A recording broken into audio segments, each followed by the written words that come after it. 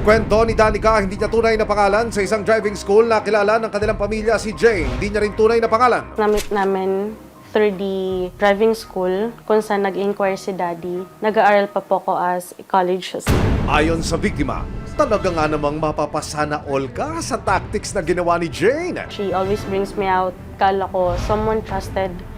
Kasi lagi siyang, sige, tutulungan kita. Hanggang isang araw, aba ang ate mo may proposal. Ang pera ni Danica tutubo raw ng 10% kapag ininvest sa kanyang pautang business. Okay, we agreed, we funded.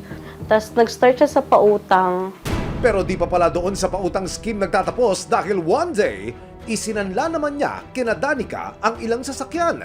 May magsasanla ng motor. Nagpakita siya ng picture ng ORC or after nun, another motor ulit. And ang final offer, hindi lang motor o sasakyan, bigger, wider, with plenty of rooms, lupa at bahay na ang isinanla niya kay Danica. Merong bahay sa Santa Maria na eto sinasanla sa atin. Kailangan daw nung may-ari ng lupa ng pera kasi may cancer or may ooperahan. Ang lupa nakapangalan naman sa pamilya ng isang Ryan, pero sa tuwing imimit daw si Ryan kasama si Jane para sa bayaran, lagi raw itong no-show. Ang billing kasi ni Daddy, every time na magpapadala siya, is kausapin ko daw yung may-ari ng lupa. Ang nangyayari lagi niya, wala si Ryan, busy si Ryan. Pero isang araw, bigla raw may ipinakilala si Jane. Ang mamang ito raw ang may-ari ng lupa na si Ryan. May pinakilala siya sa akin, Guy. Ito yung may-ari ng lupa.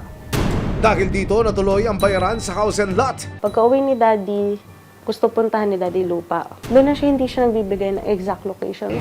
Dahil na rin sa pangambay, pina-verify nila ang lupa sa Land Registration Authority. Dito na sila nagulat dahil ang hawak nilang titulo, peki pala.